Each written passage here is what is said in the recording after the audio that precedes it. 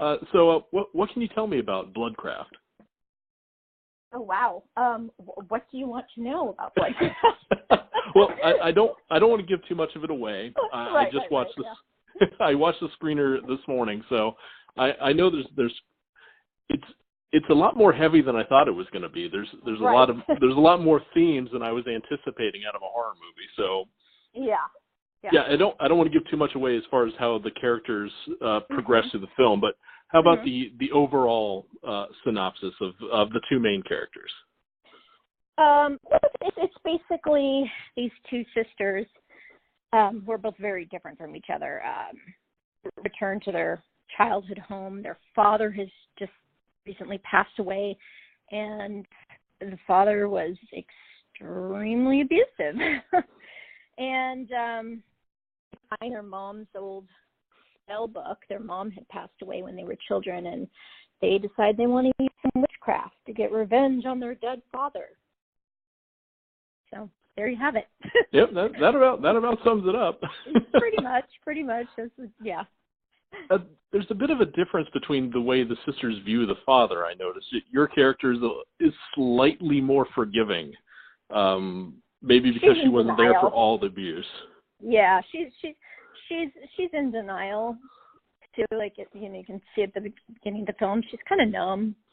She just kind of repressed a lot of the memories about what happens, and just doesn't really want to deal with it at all. Well, when you're dealing with a heavy subject like that, what is the process of getting in the headspace of being someone that's gone through this kind of systematic abuse through someone that's so vile as the father was? Interesting. I guess I should let you know that I originally wrote the script 5 years ago, and I based it on a lot of my childhood abuse. So a lot of the things that I put in the script were things I actually lived through as a child. So it was a cathartic way for me to get all that out. So I didn't have to get in that headspace. That's I've lived it. So there you have it. Is having to bring all that back up when you're going through the writing process, how much of a toll does that take on you as a person to have to kind of relive that? It was really hard, and I can't say it was just easy breezy. I mean, it really brought up a lot of stuff. I mean, there were days that I was just back, but I wanted to write a character for myself to play that gets revenge on her abuser, because I didn't get that in real life. So this was just like a way to just put it in a movie. It'll be fun. If the subject weren't witchcraft as the means for getting revenge, what other avenues would you have taken to exact that revenge? I mean, since the father's dead, what other way could you get revenge other than torturing his soul, like using witchcraft? So I really don't know, unless it was something where they came back and the father was still alive, and they could just I guess could have created some kind of like a Saw-like world, for the Saw movies, and made the father go through that. I don't know. I guess I will have to spoil just a little bit to get into how the revenge is taken. The soul of the father is transferred into another person, a living person. Right. Is that also representative of something else? The person that's being possessed, are they also a part of your past that you were also putting in there? No, that's just completely fictional. Okay. Yeah. Just make sure, because that was also something I didn't see coming out of Mr. Welch, when he seems so innocent, then he makes that turn, like, I know. in that same scene. I was like, wow, he's really a bastard. Well, yeah, no, he did a great job. That was not an easy thing to play. You're being possessed by someone else and then having to. I mean, it's just yeah. It was pretty intense, and he did a great job with it. Putting the whole thing together, the entire film, were there any challenges that you were faced with during production? Oh my gosh. Yeah, I would say there's definitely always something that's not going to go right on anything that you're shooting. This was my first time as an executive producer in a film where it was, it was a lot more stressful because of that. If something went wrong, it's like, oh, what do we do? I mean, we had an armed robbery on set. Oh, really? The house we shot at in Hollywood. It was literally like an hour before our day was supposed to start, before all the cast and crew were arriving to shoot for the day. And this young kid that lived in like a studio in the back of the house, and we had a bunch of film equipment back there, and a guy with a gun came in, tied the kid up with his phone charger, his hands behind his back, and roughed him up and took a bunch of computers and things like that. So I would say that kind of put a little bit of a damper on things. Wow. Yeah, I know, right? You probably weren't expecting that. Yeah. Well, was the house occupied at the time, or was it a empty house with the exception of that studio? Well, it was empty. It's kind of an interesting story. It was a really big house, and there were a few people that were basically living there, like a room and board type of thing, that we hired as our crew members. This kid was one of them, and I think he had just moved to LA like 3 months prior from, I can't remember where he's from, Kansas or something like that, and it was just like, oh, this poor guy. Yeah. So, I'm sorry, go ahead. No, after you. It was in the back guest part of the house. So, yeah, pretty wild. When writing for a character that's going to be your sister, and that's someone you have to spend a considerable amount of time with on screen, how much time do you spend with Miss Swain to get that kind of sister camaraderie? Oh, with Augie Duke. You're Augie. I'm sorry. Yeah. No. I know what you were talking about, though. Yeah. With Augie. Well, it's funny because I met her once at an event. We had already cast her, and I met her once for, I don't know, maybe an hour or so at this event that James had another film he had produced, and there was a premiere for it. So it was like, oh, this is a great opportunity for us to meet, a few days before we start shooting. So, but that's the thing, this is why, you hire really professional actors that are very open emotionally, so that you can have a connection with them as your characters. Does that make sense? Yeah.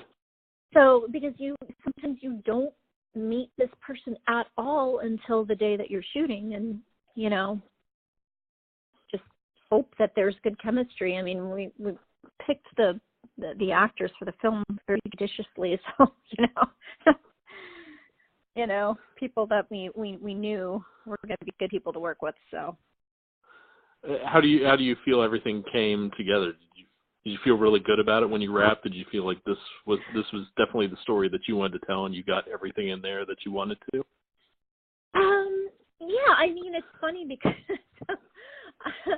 I initially written the script, and then I approached James. I wanted him to direct the film, and he came in and helped write some additional scenes and kind of go through and flesh some stuff out, and there were a few scenes of where I guess I took things way too far, and he's like, we can't do this. This is going way too far. So I had to rein it in. So there were a couple things I was like, oh, dang, but in the end, he's right. It's better. The film is better without pushing things way too far in some aspects. So, it's I would say I'm happy we got as much across in the film that we were able to, especially given budget restrictions. We didn't have, millions of dollars to shoot this film. So, Now that you mentioned that there were some things that were considered too far, now I've got to ask, what were those things? God. There was, okay, I can give an example. There was a love scene. There's incest involved. There was a love scene, and I guess I really went way too far with it. Yeah. But it was really dark. It was really anyway. I mean, if that's the tone you're going for, I can totally understand. I mean, it's not like it's unjustified. It's not like it's a trauma movie where it's just thrown in there for shock. It's part of the whole package. Yeah, incest is a driving force in the film. So yeah. Mm-hmm.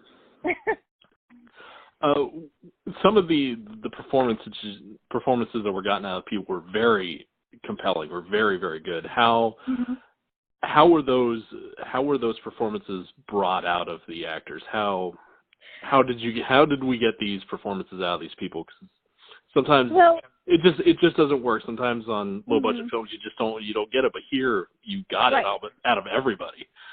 Yeah, and again, I think that goes back to choosing people, actors wisely, like knowing, seeing their clips and their body work, and just know in your gut that these people can handle it.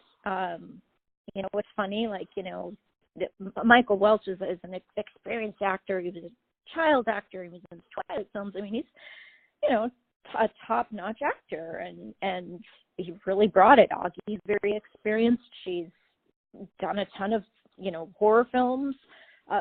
She was great in her role. She had that little bit of edginess that role needed, because she really eggs on her character eggs on my characters, so she was great at that. And then Mark Rolston is like, I mean, come on, this guy's did, Aliens and Shawshank Redemption, so there was no question. He was intense. Yes, right. He's so good, and he helped come up with that. He wanted an additional scene, and James. He wrote that. I think it was pretty much James wrote that scene, and Mark said, "Look, I want it to be this, and to show more." We didn't show enough of that dynamic.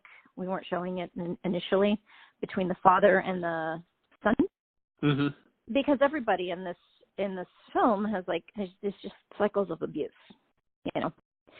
So Mark's a smart guy, and that was a really, really good call, and I really love that scene between them, the two, the father and son, the confrontational scene.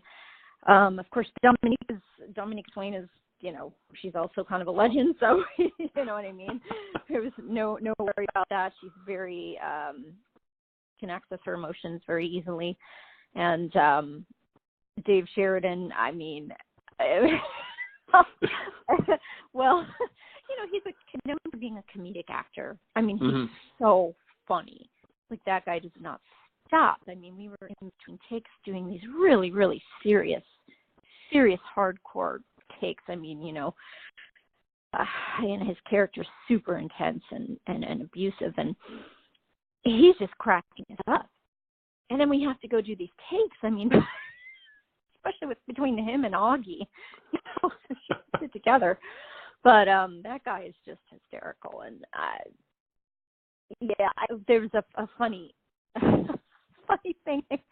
Actually, on the first day of shooting, the beginning of the movie opens up with Dave Sheridan, in his minister costume. He looks like a priest. It was got the collar and all that, and he and James are driving back from the church location to the house location where we're going to continue shooting. And of course, Dave, just being the funny guy that he is, starts rolling down the window. They're driving down Hollywood Boulevard to get from location A to B, and he's asking people, "Hey, do you know how to get to the Spearmint Rhino?" People are like, yes, of course, he's dressed like a minister. But that's just a perfect example of Dave. Yeah, watching him in that opening scene where there's such vitriol and that sermon he's giving, you don't see that comedic actor anywhere in there. All you see is just this man who's so angry at the words he's saying because he knows that he does not believe them one bit. Yeah, he was so good. I mean, it was just like, whoa. I wasn't expecting that as an opening scene. I had my headphones on as I was watching. It's like, oh my god. Yeah, it's pretty fun. And I think, James has worked with James Cullen Bressack, our director and co-writer. He's helped, get really great, serious performances out of comedic actors before, and I think it's kind of a thing that he enjoys doing. Mm-hmm. So I think that was perfect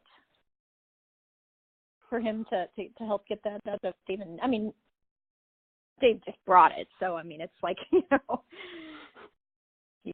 just went for it and did it. So there you go. I think comedic actors kind of get a little bit of a raw deal in that respect, because I've seen so many great serious performances come out of comedic actors. I think they just need to be given the chance. I think that's why Dave wanted to do the role, because I have to tell you that was a really difficult role to cast, because people did not want to play that type of character. I can see that being taxing on someone, both career-wise and they don't want to be seen as the person that played, like somebody that's, a child molester. Things like that. So a lot of people shied away from it, and you need somebody like Dave that's like, hey, bring it on. I mean, initially we're talking to him about doing the role, and I started to worry if it was actually dark and edgy enough for him. So I don't think it could have gotten much darker. I mean, I know, but I was kind of worried, like, God, geez, maybe it's not going far enough. Talking about it, like, whoa. So, yeah. The film does end open-ended. Do you have any plans to continue the story on farther, or is this a one and done for these sisters? I don't know. I mean, I guess you can never say never, but I never really planned or anticipated that. I mean, so honestly, I don't think so, but you never know. Mm-hmm. As far as where people can see the film and either in theaters or on video on demand, when will people be able to get their hands on it? Okay. Well, it's initially going to play in a couple of theaters. It'll be premiering at the Chinese Theater in Hollywood, March. Get all these dates right. March 24th. Sorry, I just wanted to make sure I didn't say the wrong date. March 24th at the Golden State Film Festival, and then it'll be playing March 27th at the North Hollywood Cinefest, which is the Laemmle North Hollywood Theater. And then on April 9th, it's going to be on video on demand platforms. It'll be on Amazon, Vudu, iTunes, things like that. I don't know like the full details of all that yet, of every single platform it's going to be on, but it'll be readily available for people be able to find it. Yeah, definitely.